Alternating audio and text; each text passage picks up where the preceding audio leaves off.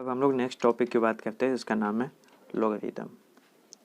तो लॉग में क्या है कि इसमें कुछ बेसिक रूल्स होते हैं, वो हम लोग को पता होना चाहिए।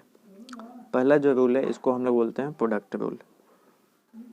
लॉग ए बी, इसको हम लोग log a plus log b, ये होता है। दूसरा जो रूल है वह है log a by b equal to log a minus log b. तीसरा जो नियम है लॉग ए की पावर बी, ये होता है बी लॉग ए।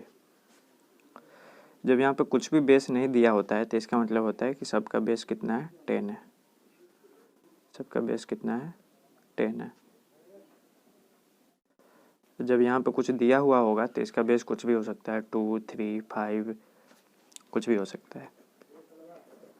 इसको पावर रूल बोलते हैं। ये जो पावर है वो इधर आ जाता है, बी यहाँ पे आ जाएगा तो बी लॉग ए आ जाएगा। लॉग ई, बेस अगर ई हो जाए और इसका जो नंबर बी है इसको हम लोग ln बी बोलते हैं। अगर बेस ई हो जाता है तो इसको हम लोग ln बी बोलते हैं। और अगर बेस ई है, इसको अगर बेस 10 में कन्वर्ट करना है तो इसको हम लोग 2.303 से मल्टीप्लाई कर देते हैं।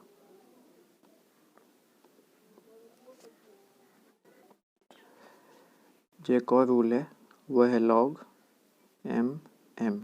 अगर बेस भी सेम हो, नंबर भी सेम हो, अगर ये दोनों सेम हो जाए तो ये कितना हो जाता है, 1 हो जाता है। लॉग अगर बेस ए है और ये नंबर बी है तो इसको हम लोग लॉग बी बाई लॉग ए लिख सकते हैं। और इसका बेस कुछ भी मान लीजिए सी है, तो log b to the base a है तो इसको log b to the base c log a to the base c ऐसे लिख सकते हैं।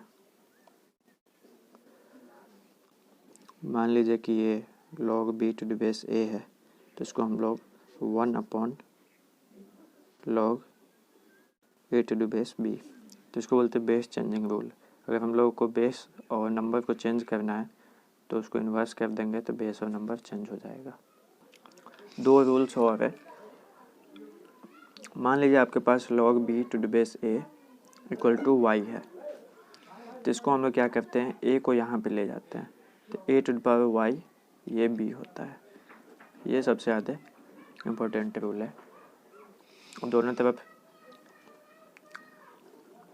जो अगला है वो कुछ log का वैल्यू है। log 1 यह हमेशा 0 होता है, इसका बेस चाहे कुछ भी हो, इसका base a b c d कुछ भी हो, 10 हो, 2 हो, 5 हो, log 1 का वैल्यू हमेशा 0 होता है। log 2 का वैल्यू होता है 0.3010। log 3 का जो वैल्यू होता है वो 0.4771। log 7 का वैल्यू होता है कितना, 0.84। इतना सिर्फ हमको वैल्यू याद रखना है, बाकी हम लोग किसी भी वैल्यू को आराम से निकाल सकते हैं। इसको हम लोग जो पहला रूल है इसको हम लोग बोलते हैं प्रोडक्ट रूल, और ये है इसको हम लोग डिवीजन रूल बोलते हैं, और इसको हम लोग पावर रूल बोलते हैं,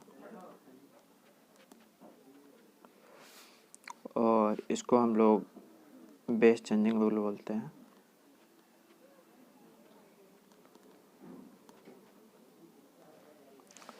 और ये जो इतना जो मैंने बताया है ये सब फिजिक्स में बहुत ज़्यादा यूज होते हैं, हर जगह यूज होगा।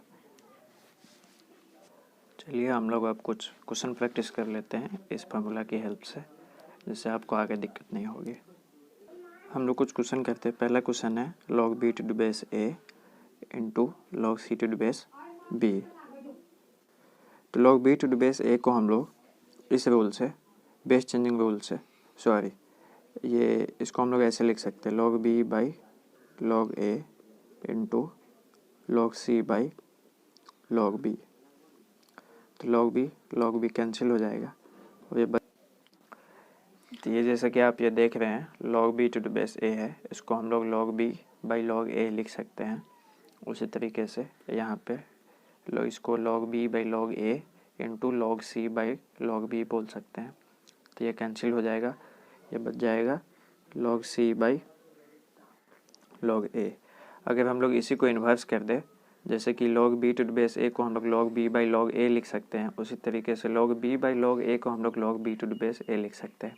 तो यहाँ पे क्या है, log c by log a है, तो इसको हम लोग log c to the base a लिख सकते हैं। तो इसका जो आंसर होगा वो ये हो जाएगा। जैसे कि ये क्वेश्चन है log a to the power n और इसका बेस है a to the power m। तो यहाँ पे हम लोग जो ये वाला रूल है पावर रूल, जिसमें ये जो नंबर होता है उसका जो पावर होता है वो आगे आ जाता है, उसी तरीके से यहाँ पे जो नंबर क्या है a है, इसका पावर क्या है n है, तो n कहाँ आ जाएगा, यहाँ आगे आ जाएगा। तो इसको हम लोग क्या लिख सकते हैं, n log इसका नंबर a होगा और इसका बेस a की पावर m होगा। और हम लोग ये वाला जो रूल है log b to the base a equal to log b by log a, इसी रूल को यहाँ पे अप्लाई करेंगे। तो ये हो जाएगा n log a by log a to the power m। अब हम लोग फिर ये जो है log a to the power m, इसको हम लोग ये पावर रूल यहाँ पे यूज़ करेंगे। तो यहाँ पे जो m होगा वो आगे आ जाएगा, तो इसको हम लोग लिख सकते हैं n log a by m log a। ये log a से log a कैंसिल हो जाएगा, इसका आंसर n बाई m हो जाएगा। a to the power log n to the base a है, इसको सपोज y मान लेते हैं। ये क्वेश्चन थोड़ा अलग ढंग का है, इसमें सपोज इसका आंसर y आता है, तो हम लोग काम करते हैं दोनों तरफ log ले लेते हैं, इधर भी log इधर भी log। तो ये हो जाएगा log y equal to log a इसका power log n to the base a। तो इसको हम लोग ऐसे लिख सकते हैं log y इक्वल टू, ये पूरे नंबर के पावर में है, तो ये जो अपना रूल है पावर रूल, इसको हम लोग यहाँ पे यूज कर रहे हैं, इसको हम लोग आगे ले आते हैं। तो ये हो जाएगा कितना, log n to the base a into log a, और ये जो है log n to the base a, इसको हम लोग क्या लिख सकते हैं, log n by log a और इंटू log a पहले से है, तो log a से log a कैंसिल हो जाएगा। यहाँ पे log y equal to log n बच जाएगा। तो यहाँ पे अगर कंपेयर किया जाए तो यहाँ से आ जाएगा कंपेरिजन से y इक्वल टू n। इसका मतलब जो इसका आंसर है वो क्या होगा, n होगा। तो ये हम लोग डायरेक्ट रिजल्ट भी याद रख सकते हैं। अब हम लोग नेक्स्ट क्वेश्चन की तरफ बढ़ते हैं। ये है log b to the power beta, ये नंबर है और इसका बेस ये पूरा है a to the power alpha. तो यहाँ पे हम लोग कौन सा रूल यूज़ कर रहे हैं, यहाँ पे हम लोग ये वाला यूज़ कर रहे हैं log b to the power base a equal to log b by log a। तो इसको हम लोग क्या लिख सकते हैं, log b की power beta by log a की पावर अल्फ़ा।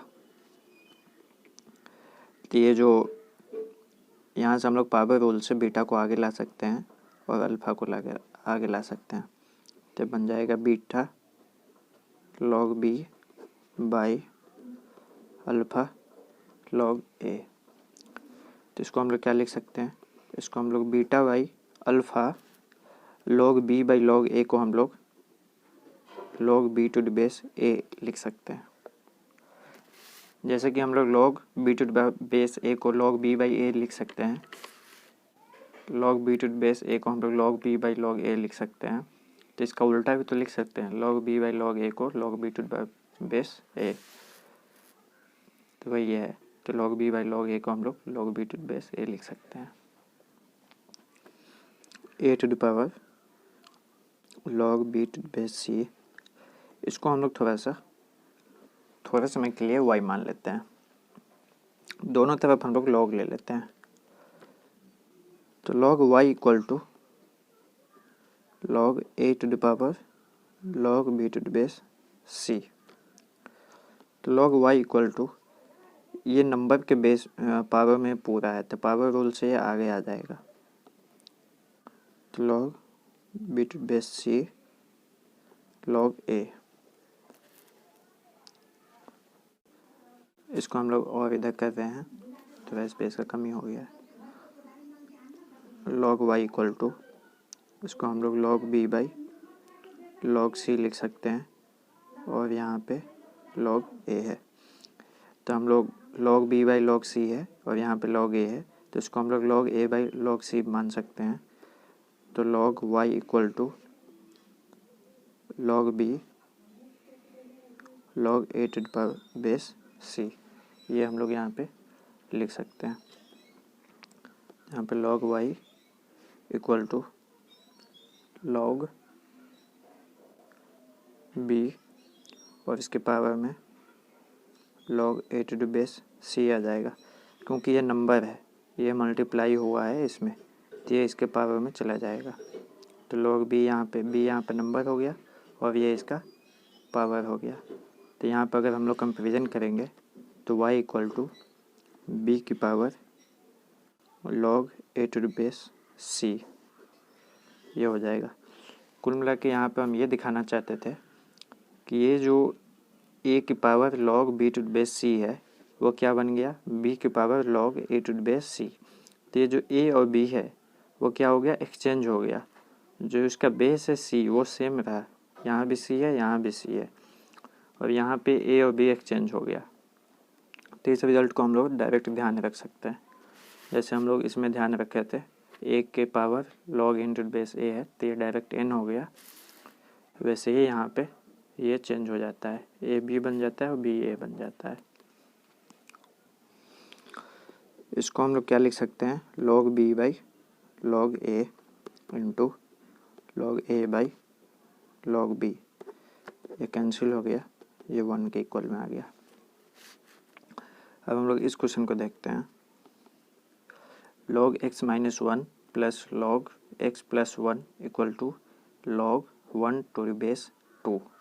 हम लोग जानते हैं कि log 1 का वैल्यू अगर उसके बेस में कुछ भी हो तो कितना होता है, 0 होता है। जैसे कि यहाँ पे मैं बताया था log 1 का वैल्यू कितना होता है, 0 होता है, इसका बेस कुछ भी हो। और यहाँ पे जो पहला रूल है log a b equal to log a plus log b, तो इसको उल्टा भी तो हम लोग लिख सकते हैं, log a plus log b equal to log a b। तो इसका यूज हम लोग यहाँ पे करेंगे। log इसको a मान लेते हैं, इसको b मान लेते हैं, तो log a plus log b ये कितना हो जाएगा, log a b हो जाएगा। log a b a into b equal to sorry ये 0 हो जाएगा, क्योंकि log 1 का वैल्यू 0 होता है। यहाँ पे कुछ भी बेस नहीं है, तो इसका मतलब यहाँ पे बेस 10 है। और अब हम लोग ये वाला रूल यूज करेंगे, log b to the base a है, ये y है, तो a की पावर y कितना हो जाता है, b।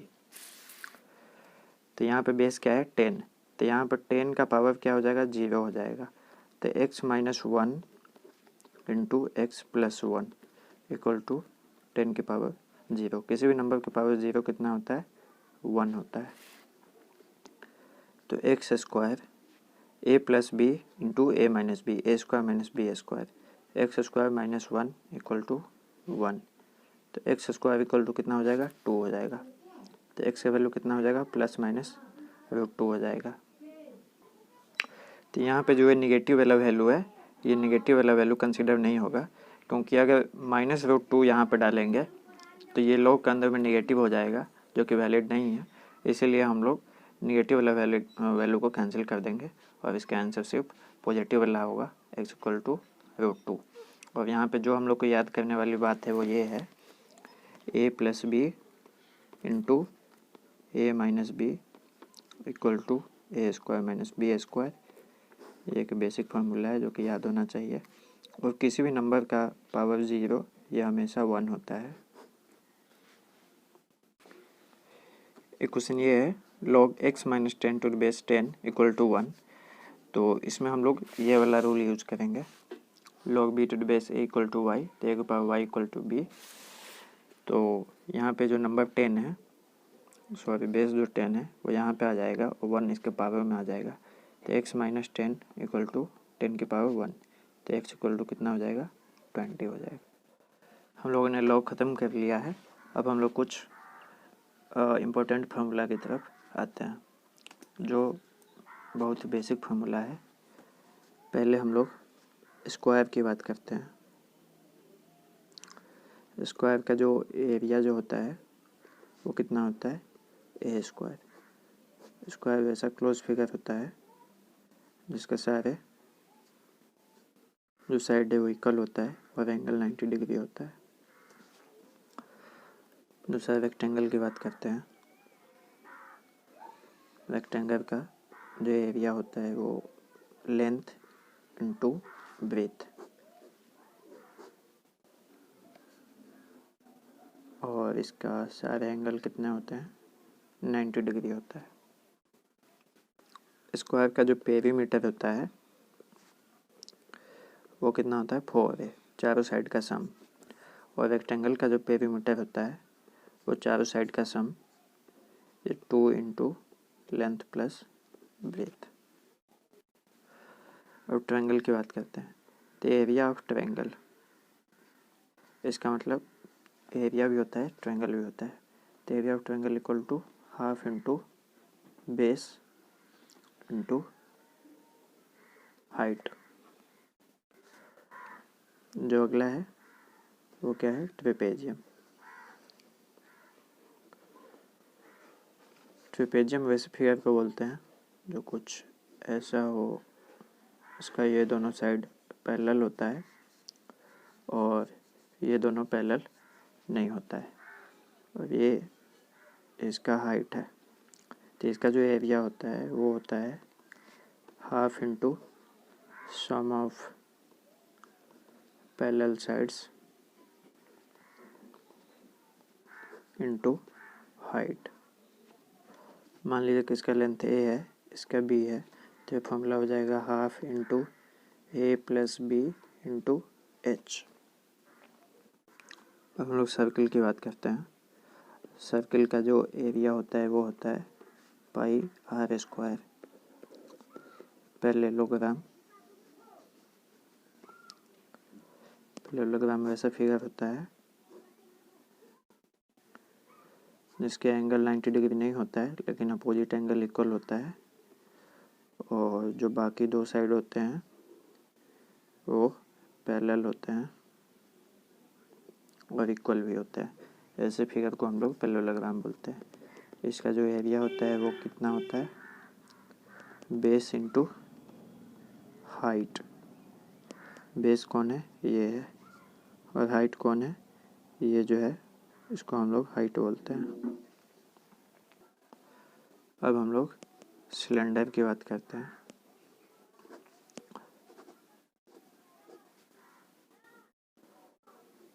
सिलेंडर का जो ये वाला जो पार्ट है इसको कर्व्ड पार्ट बोलते हैं, और इसको क्या बोलते हैं, बेस बोलते हैं। तो ये जो कर्व्ड सरफेस एरिया जो होता है, curved surface area of cylinder कितना होता है, 2πr/L। और ये जो बेस वाला जो एरिया जो होता है ये कितना है, πr²। ये भी कितना होगा, πr²। तो टोटल सरफेस एरिया ऑफ जो टोटल सरफेस एरिया है वो 2πr/L प्लस πr²। बंद कर लो। ये है सिलेंडर, ये है इसका कर्व सरफेस एरिया, ये है इसका flat surface area. Curve surface area of cylinder होता है 2πr/L। L यहाँ पे क्या है, L इसका लेंथ ऑफ सिलेंडर है या हाइट ऑफ सिलेंडर। TS से क्या मतलब हुआ, टोटल सरफेस एरिया। इसमें ये दोनों भी ऐड हो जाता है, तो 2πr/L ये तो कर्व सरफेस एरिया है ही, साथ में πr² प्लस πr², 2πr²। तो ये कितना हो जाएगा, 2πr into r plus L। तो ये 2πr², 2πr/L।